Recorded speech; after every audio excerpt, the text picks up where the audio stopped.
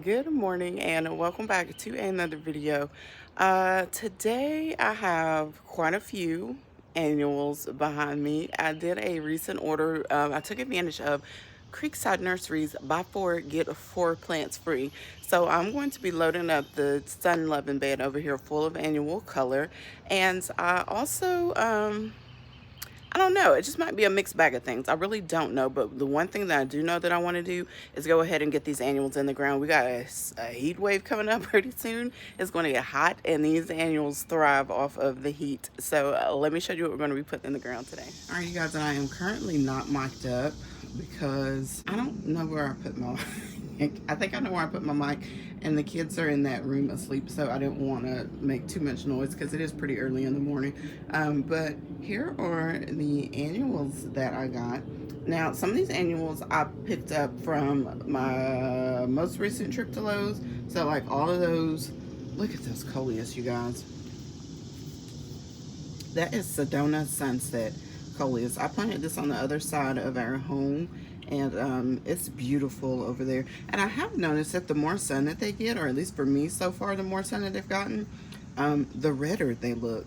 So I think this will be a good thing for them. So if you can't find ridiculous coleus, but you see this coleus right here, I would snatch it up. It's not as orangey as it may appear to be. It's actually a little bit more of a reddish tone. It does have some orange undertones for sure. I got more Surefire Rose begonias because why not? I plan on moving a container from the front flower bed area where the Surefire Rose begonias are currently, and I just needed some more to fill that spot in once I move that that container or that pot out of the way.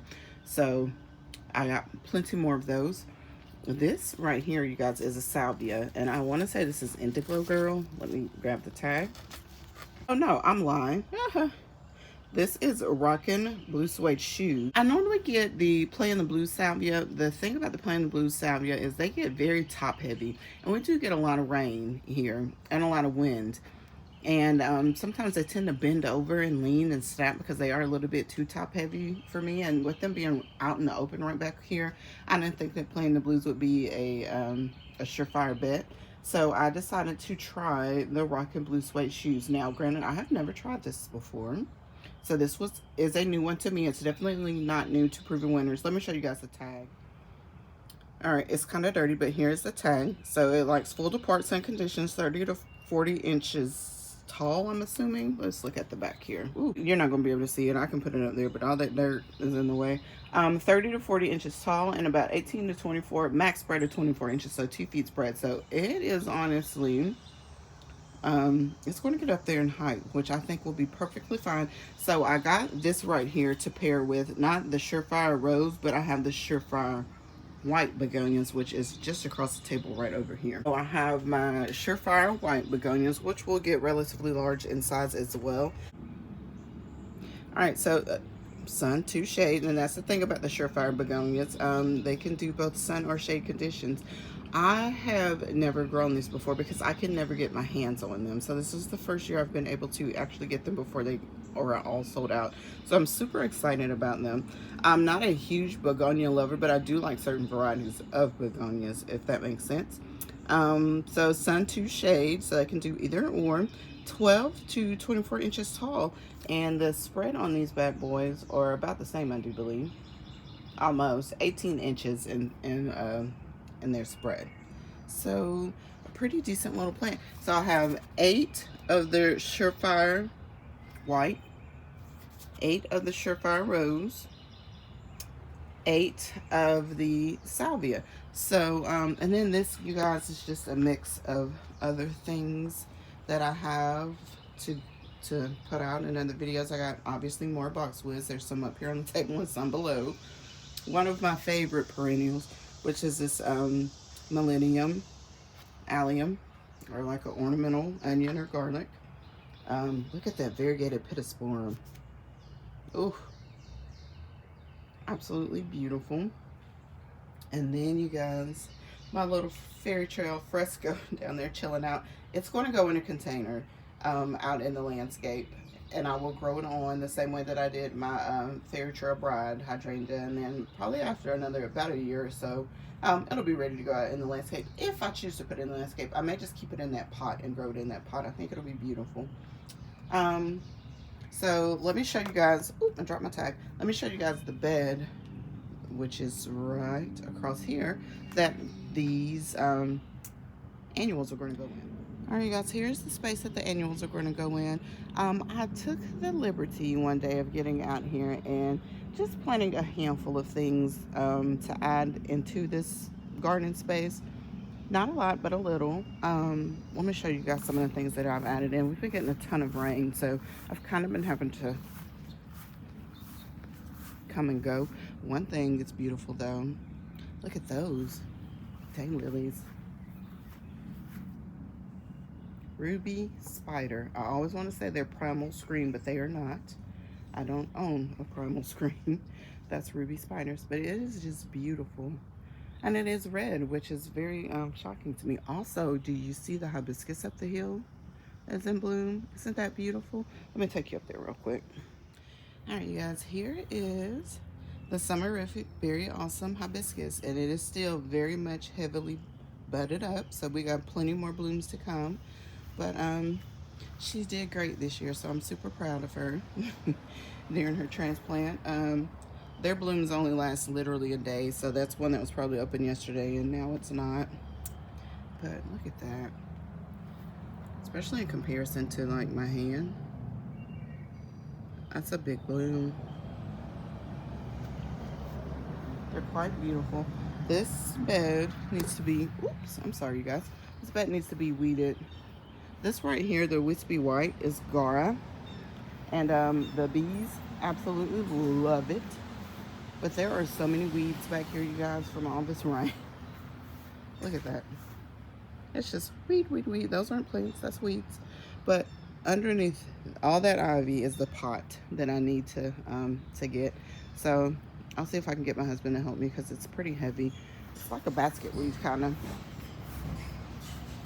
But I got more, once I get all these weeds out of here, surefire rose begonias to go in this area right here. Once I take all of this out, it'll just be begonias. And then the hydrangeas back here are heavily budded up, so they're going to put on a really beautiful show for us this year. Really excited about that. And the verbena is putting out another flush of blooms. It's really beautiful. That's Violet Ice. All right, so let's pop back around the back and let me show you the bed that we're going to be planting the stuff in today. Also, I planted some elephant ear bulbs because I do like tropicals for some reason. It's just something that I enjoy kind of mixing into the flower beds every once in a while. But I forgot I had these, and I found them, and they still were good. So there's one plant there, there's another plant there, and I think there's another one somewhere over here. I think behind the smoke bush somewhere. Yeah, so there's 3 of them over here, but I think they're really pretty. Also, another thing that I planted is that Sweet Talker viburnum. I need to come cut the tag off, but it'll get to be about 10 feet tall and about 3 to 4 feet wide, so it'll be perfect for that little corner right there. And it's evergreen, so it will provide that evergreen interest year round and the privacy. It is a little bit scorched, I see. Probably a little bit shocked, but I do love the foliage on this viburnum because you see that glossy. It's not just because it's wet, y'all. It's like that really pretty deep glossy green. But like I said, I do notice a little bit of burn, probably a little bit of shock. It'll be okay. This year is all about keeping things alive. So I just want to keep my boxwoods alive, and everything else that I planted. Next year they'll be a little slow to grow on, and then by that 3rd year we'll have what we're looking for. Everything else that we planted in here is doing fairly well. Also, the hydrangeas, so far so good. They're doing what I thought they would do, and they've actually put on a lot of growth since I put them in the ground. Look at all that. That whole thing right there is new.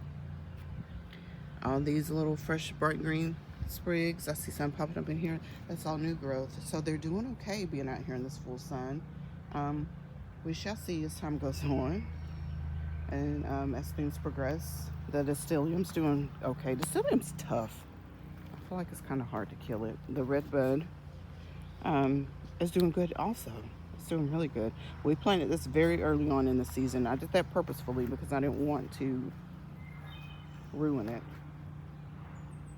This is my little quick fire that has already put on a lot of growth. I planted it off camera. I don't think I did this on camera. There's a few things I did off camera I'll show you now, but that was one that I did off camera. So it's the Sweet Talker Viburnum. And then right down here, hopefully you guys can hear me. Like I said, I'm not mic'd up, and I think they're doing some grass cutting on the golf course back here, so I apologize. So right here is my orange smoothie daylilies. Those are proven winners, and I like daylilies. The only gripe that I have is obviously they only last a day. However, these daylilies, you guys, they last longer than a day. They last like a few. They will pop out, do their thing. I will come back out thinking they're going to be gone the next day. They're still here. I come out again thinking they're going to be gone, and they're still here. So this has been like day 3. I've planted these probably about 3 days ago. But let me show you that bloom. They're like a really soft peachy orange color, which is beautiful down here. It just drags some of that peachy color from up the hill down the hill a little bit. I do have some alliums that I plan on planting right here along the front of it. Either some alliums or some more catnip. There's another lilac that I put in the ground that looks much darker green than its counterpart right here. That's a little bit brighter in green color. I thought this one might have been suffering from fluorosis, which I'm probably not wrong entirely. But I don't know. It's just not as deep, but it's the color of the other one. I don't know. I'll tell y'all I found a rose. I found a rose under my porch. This is a State of Grace rose that I completely forgot that I had bought last year. Literally almost a year ago or longer, and it's been sitting back there in this nursery container. I saw it. It's got some new life right there on the stem. It looked pitiful, so I put it in the ground here, and we're gonna give it some love and some prayer and see what happens. But bless his heart, I just forgot all about the little thing. So I pray it makes it, because that's really a beautiful colored rose. What about it, you guys? I was cleaning containers from underneath my porch, and there it was, just tucked behind some containers, and I was like, what on earth? All right, so let me get you guys set up. We're going to get the annuals set up in this area, and then we'll get them in the ground. All right, so on this side I did 4 begonias in the front, 4 of the blue suede shoes salvia behind it. On the other side I end up doing 3 on this side, 3 begonias and 4 salvia, only because if I planted the other one right here it would be too close, and these Distilium are definitely growing and putting on new growth, and I don't want them to kind of clash. So I only did the 3 right here instead of the 4. All right, I think that's going to be beautiful. That adds some more blue to this area until I get my conifers in, and then some beautiful annual color, summer color out here, since this is pretty much a predominantly green hedge. All right, and I did not use the coleus over here, not yet. I do have plans on transplanting a 9-bark that I probably need to do today if I'm going to get it done, just so I don't stress the baby out. And yeah, so let's get planted.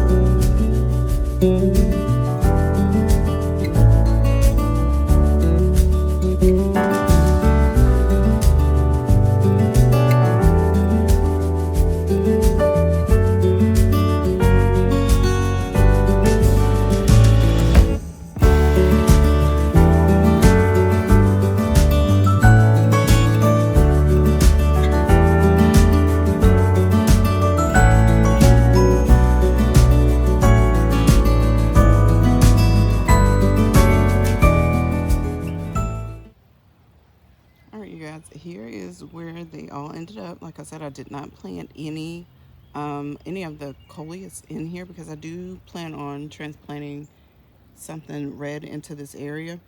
Um, so I didn't go in with any other coleus, but that doesn't mean that I won't change my mind because it does need a little something else. So let's just pan around.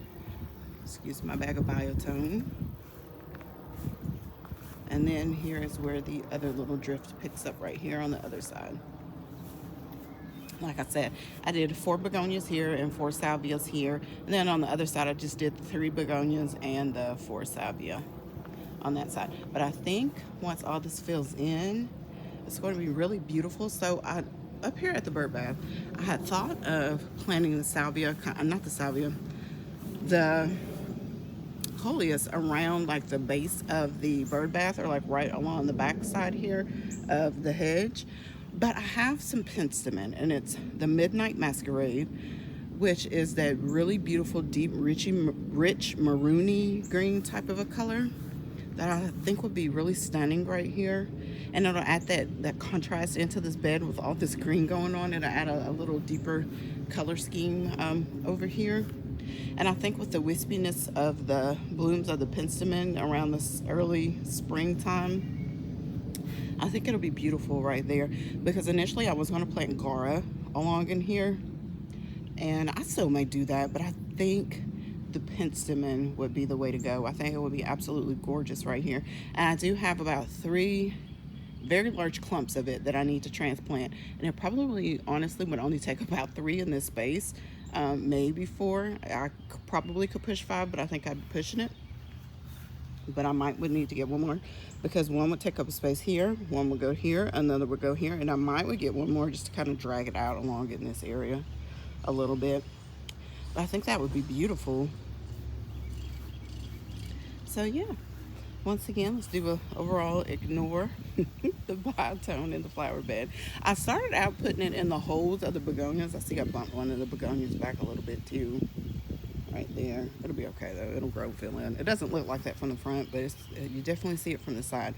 But I started out putting biotone in the holes of some of those, and then I just kind of stopped because the root systems are already pretty strong and tough. I don't feel like they needed it necessarily. I could save my biotone for something else. And with the salvia, now the begonias, I don't do the water soluble fertilizer on a weekly basis with those as often.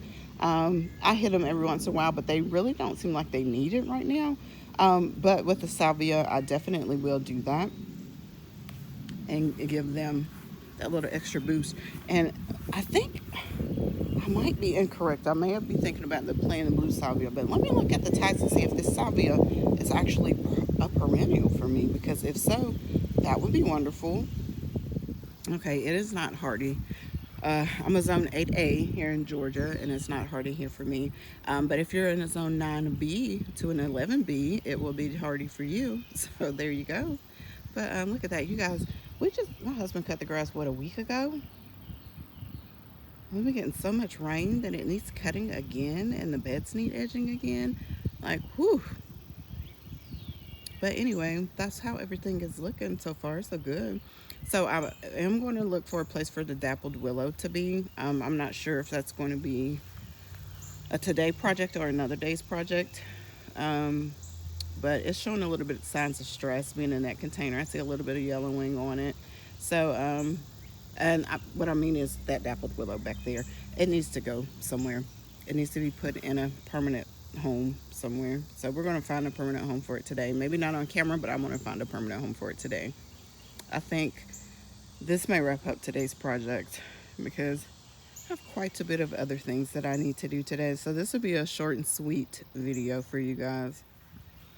All right, you guys, thank you so much for hanging out in the garden space with me today. I do appreciate it greatly. Also, thank you to all the new subscribers out there and to all the continuing viewers out there and subscribers. I appreciate you all so much. If you are enjoying this content today, don't forget to give this video a huge thumbs up. And also, don't forget to subscribe to the channel. It's totally free to do so. I'm almost at 2,000 subscribers, so thank you guys so much. But yeah, give it a huge thumbs up, subscribe, and share it to someone who also may enjoy this content. And I will see you all in the next video. Bye.